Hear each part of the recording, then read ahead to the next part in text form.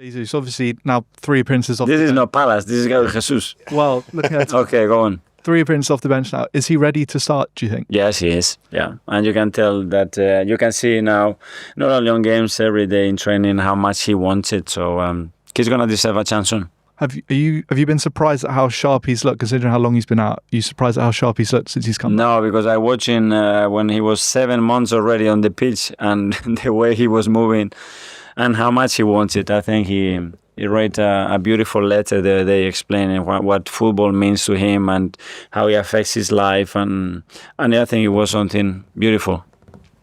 Sam? How much can he shift the dynamic? Obviously, he's a very different player to Victor, for example, and Mikel Merino. How much can he shift it and maybe unlock a few players that haven't quite hit their top form this season? Well, I think that's probably the biggest quality of Gabi, bringing people together, connecting with people, generating a lot of uncertainty in the opponent. When you see him today, the amount of spaces that he was involved in, that's his biggest quality. So we need to exploit that. Tom, let's go. It's a quick turnaround for what is a really important game against Crystal Palace on Tuesday. They've played, a lot of games where they played Thursday, they've played today. How do you think that's going to affect how both teams go into that game on Tuesday?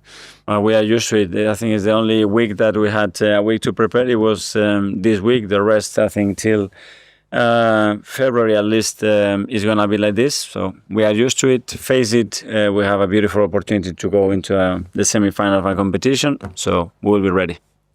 Sorry for another one on Gabriel Jesus really quickly, but if he does play against Crystal Palace, it will be his 100th Arsenal appearance. So I was just wondering if you could kind of talk about the Gabi that came to Arsenal back in 2022 and the one that you see now. Well, it's been a really intense journey, I would say. I think when he joined us, I think he lifted the belief, the spirit and the energy of the club and the team. I think he gave something very different to what we already had, and it was really impressive. And then he had some very bad injuries that hasn't allowed him to have the consistency that we need from a very important player. But he's back. I think his fighting spirit, his desire to always prepare the best way is unbelievable. And the team has got it now, and we need to use it.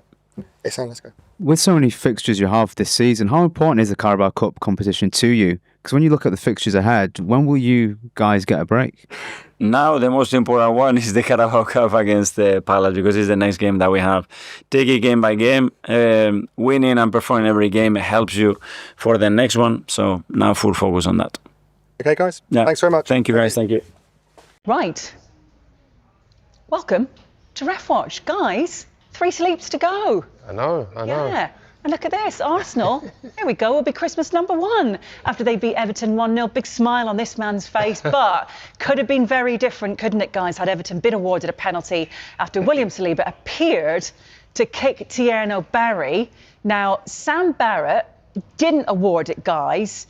It was given a thorough check by VAR, contact not deemed sufficient enough. So I want to get your thoughts on this first of all, of course. Dermot, kick us off. Yeah, I trawled through the archives of this season. I couldn't find any incident where a similar incident, a penalty, had been awarded. So I think they've been consistent so much as any challenge like this. That's the wrong one. That's O'Brien. This is the O'Brien one on Jokeris later in the game. We like to compare and contrast, don't we, I think, looking at other incidents as well. But there we go. Okay. We'll get to the right clip in just a moment. Can we just have some appreciation for the fact I'm dressed as a referee today? Done it on purpose. I've gone for a little bit of Christmas bling here. Oh, you look smart. But yes, there we go. I just Dermot wouldn't wear that though. Would you, Dermot? In your heyday? I hung mine up. Yeah. I hung mine up. Right, okay, here we go. We will bring you the right clip. Let's get back to this then, Dermot. Hopefully, this is going to work for us, and let's take it away. It was Sam Barrett, of course, wasn't it, with this one? It wasn't awarded. It was given a thorough check by VAR. Look, with this contact not deemed sufficient enough, I think because both of them... What is the issue here? I think both of them go to kick the ball at the same time. There's no doubt that Saliba catches Barry. There's no doubt about that. As I said, I looked through the previous 16 weeks. couldn't find Yeah. one similar that they'd give a penalty. So it seems that in situations like that, they feel contact's not enough. VAR said the same. What I would say is, once it's not given on field, it'd be very, very difficult for the VAR to give it, because it's not a clear and obvious error. Yeah, good point. Yeah, I mean, for me, like, I watched that a few times, and I have to say, I thought that was a penalty. I think when you miss time kicking the ball, if it was on the floor, it would be deemed as a penalty. So even though, you know, Saliba, the ball's up here, I feel like that was because he's kicked the player, which means it is a foul. He hasn't. I mean, the ball hit Saliba's knee. We can't see it right now. The ball did hit Saliba's knee, but he still kicked the ball. I mean, kicked the attacker's leg. So for me, it should have been a penalty. But like Dermot said there, it hasn't been given all season. So is that the reason why maybe they've clamped down on them kind of challenge and said we're not giving them because they're a little bit soft? I mean, yes, they're soft, but in history we've seen penalties given, not this season, but you know, a few seasons before. I do think penalty, but it's one of those ones like Dermot said. It's not going to be, if it's not given on field, it's not going to be turned over. No, it's not. It's definitely not going to be turned over. I think that was the theme of the weekend as well. There's a number of decisions where people say that should have been an alternative decision. I think VAR didn't. You know, I don't think they've actually come out, because they haven't actually come out and said anything like we're going to clamp down on these kind of challenges as well. That's why people are just saying, oh, that's a penalty, because in history, years like last season, the season before, we have seen incidents like that where penalties were given. And I think that's why everyone's just started saying that's a penalty, that's a penalty. But I mean, if it was me and I was a forward, I actually would want a penalty. But then on the other hand, you know, the defender's going to say that's soft. So I can understand, but I've initially thought that was a penalty.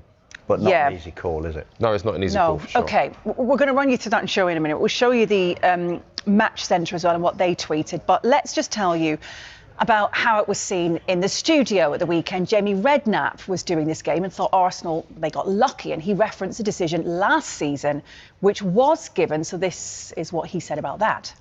I think we've definitely seen these given. Do you know what it reminded me a little bit? Do you remember there was a goal, Brighton, João Pedro, and it was the same player, Saliba, involved. When he actually kicks it, he heads it, João Pedro, and you can see him here. Thiago Barry just gets his right foot to it there, and he definitely kicks it. When you want VAR, we've got VAR, whether we like it or not. That's what it's there for, to intervene. I think they were very fortunate there, Arsenal. Yeah, so look, Dermot, what did you make of the comparison to the Saliba challenge on João Pedro? That was from back in January. We were trying to compare it with something from this season and couldn't find it. But look, we've compared it to foot on foot, but is the contact on Barry not more substantial than it was on Pedro? I think the Pedro one's a different challenge. Aero challenge is a different challenge altogether. As I said, I went through all the footage on Saturday night, looking, because that's what we do, prepping. Couldn't find one. So it seems that any challenge like that, unless it's a clear kick, it's never given. It's just not given. Yeah, I mean, again, like Jamie said there, the principle's still the same. The situation is different because it was head on head. But again, I feel like it should be a penalty. It should be, because if the ball, I mean, because we're talking about scenarios now, right? If you put that ball down on the floor and I toe the ball away or kick the ball and then someone comes through and kicks me, that would be given as a penalty. So even though the ball's up high, I still think the principle should still, be given as a penalty. Yeah, OK. Well, thankfully, we can play it now. We're going to have another attempt at this. A few technical gremlins here, but we'll finally manage to get, yes, I think, there we go. So, here we go. Nice and close up for you there, Jay, as well. No, exactly. I mean, you can see here, I mean, Barry's touched the ball and he's kicked the bottom with his foot. I think that's clear to see. And he's gone down, so for me, that should be a penalty. That's very clear. But like Dermot said, I don't know, I'm not privy to this, maybe Dermot is, but they haven't given any penalties for these situations during the season. So is it a case of they're not giving these kind of decisions anymore? I'm not sure, but it seems like they're being consistent if they're not, but that's something they need to say. Otherwise, we're always going to question it. Well, they're saying it every week by not giving them, aren't they? We're on week 16 now. They haven't given one. So they're telling you every week, a challenge like that is not going to be punished unless it's of significant impact. No, but I mean, in terms of that, do you know, like when we had these scenarios in the beginning of the season with like Gyökeres and Sanchez and these kind of situations where they've come out and actually said, right, we're not going to give, if there's any contact on the ball now, we're not going to give penalties going forward. They've said that. So maybe this is an example of something they should be saying as well. They went in pre-season, went into the teams. I mean, they do, yeah. The broadcasters had broadcasters meetings. You would have been welcome to come. Everybody was invited. Maybe not now. Jay might not be welcome to come. Exactly, yeah. That was actually from week 2. I didn't like to mention that. But Look, we heard from Jamie Redknapp contrasting and comparing, didn't he, on Pedro. So look, we are going to have a look at it. What is the difference here then, Dermot, when we do have a look at it from last season? We had to go back to last season to find a comparison. And that's what I'm saying. You did have to go back to last season. I just think it's a different challenge. Just think it's a different challenge altogether.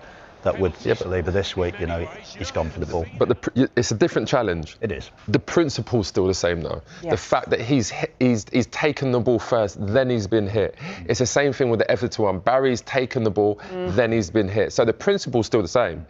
And that's why I'm saying it should be given as a penalty. It is a penalty. And again, I have to stress the fact that I don't know what the referees, and I don't know if the rules have been modified or, what they've said at the beginning of the season, because I wasn't there. But ultimately, I think that should be a penalty. Yeah. Look, we've been so desperate to show you this over and over. So here we go. We're going to show you it. This was the other incident in the game, of course. It came seconds before Arsenal were actually awarded a penalty for that blatant Jake O'Brien handball. And it involves O'Brien on Victor Gyökeres at the back post. Look, was it the correct decision not to award a penalty, Dermot? I think if Gyökeres stands up, he heads the ball in the net, to be honest. You look here. O'Brien touches him. Is there enough contact for him to go down? Not sure. What I would say is the referee gives a penalty. He also gives a red card. Yeah. But Gyökeres could have made it very easy by heading the ball in the net. It's a tough one for me because I've been in them situations before. I think one thing I will go back to is, and I've been saying this, I've been consistent on goalkeepers, for example. I feel like goalkeepers need to be strong in situations where you're feeling you have a little bit of contact. There's going to be contact in the area. I genuinely feel like in that particular scenario, Gyökeres has to be stronger. He can't just go down because he feels a little bit. It's not like he's been shoved. He's been shoved, then yes, but then like Dermot said, it would be a red card. But he hasn't been shoved. He should have just stayed on his feet and he could have headed it in. But again, I want to see players be a bit strong in them kind of scenarios. Yeah, OK. Look, we got there in the end, didn't we? OK, we're going to move on to the Saturday night football. This was between Spurs and Liverpool. Xavi Simons sent off for serious foul play. Now, this is really split opinion, guys. Yellow card given initially before a VAR check, which was then upgraded to red. So, Dermot, was it a clear and obvious error then from John Brooks? What I'd make clear, I don't think Xavi Simons has any intention whatsoever to do this, but he has done it. Once you see the replay here, you can't unsee that. Yeah. VAR sees that. Modern day football, it's always going to be a red card. He's unlucky, but he's always going to go for this. You cannot make that challenge. He didn't mean to make it. I get that. It's his international colleague, so probably had no intention whatsoever. Yeah, exactly. And we've got to, highlight that because Jay, you can see in his action that he's just trying to rush Van Dijk, nick the ball off him before accidentally scraping down his calf, but still a red for you. Yeah, I mean, by the letter of the law, obviously it is a red because he's caught him high on his calf there, but there's no doubt about it. He didn't mean to do that. Yeah. I think when you look at the reaction of the players as well, the players didn't swarm around him and start having a go at him. And, there was no arguments at all. It's his teammate again. I don't see how. I think them kind of challenges are accidental and unfortunate. Yeah. They're the kind of challenges where I think there should be a bit of leeway of, give him a yellow card rather than send him off because it is an accident. And then again, I want to say, when he was walking off the pitch, Gravenberch was there as well. And Gravenberch just said, listen, I understand. Yes, that's the rules and that's why you've been sent off, but there was no maliciousness in it. Yeah. But let's be clear, the referee is right to send him off. By the letter of the law, yeah. So he's as it stands today, yeah. Look, we're going to have a look at Spurs' second goal. Jay, there's a foul on Romero. by Ekitike. Thomas Frank said it was a huge mistake. Ekitike, I mean, he does appear to have two hands on Romero's back here, doesn't he? No. So what's happened here is very simple. Okay. Ekitike's jumped before. He's timed the jump. He's timed the fact that the deflection's come off. Frimpong's gone to cross it. It's deflected. The ball's gone up. The trajectory of the ball has made the ball go up in the air and come back down. And because of that, Romero is underneath the ball. So it's hard for Romero to jump upwards rather than, you know, come onto a ball or even be backing off to head the ball. Whereas Ekitike's seen it. He's jumped. He's got his arms there because you have to use leverage to jump. Yeah. His arms obviously do go on his back a little bit, but there's no point where I look at that and say he's holding him down or he's pushing him down so he can get higher. It's just Romero's just mistimed the flight of the ball, and it's a great goal by Ekitike. He's also not pushed him out, has he? Yeah, exactly. That's what I mean. If there has been scenarios where, do you know, if the ball's coming a bit more, you know, flatter towards him, and Romero will be going for the ball and the forward pushes him and then heads it in, then yeah, of course that's a foul. But in that particular scenario, Romero's just mistimed the flight of the ball. Okay. Another incident in the game, Romero's second yellow card for kicking out Ibrahima Konaté. Thomas Frank said if John Brooks had done his job, then this wouldn't have happened. Any excuses? Goodness Why me. would you do this? Why? Do you realise he's actually paid a red card for dissent earlier on about the goal, because he got a yellow card for dissent. He gets a second yellow card for this, for petulance, adopting an aggressive attitude towards his opponent. He's paid a heavy price for, as I say, a cheap yellow card early on for dissent. I mean, these are the scenarios where, you know, people always question Romero. There's no doubt about it. He's a top defender, but he just loses his head, and this happens like pretty much every season. It's a silly act there.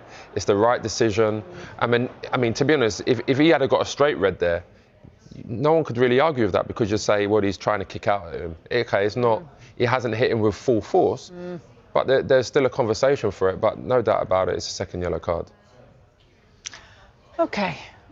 We've got through a lot, still lots more to come on Ref Watch. Next, we're going to be looking at Newcastle's 2-2 draw with Chelsea. Should Anthony Gordon have been awarded a penalty when Newcastle were leading 2-1? We'll discuss that next.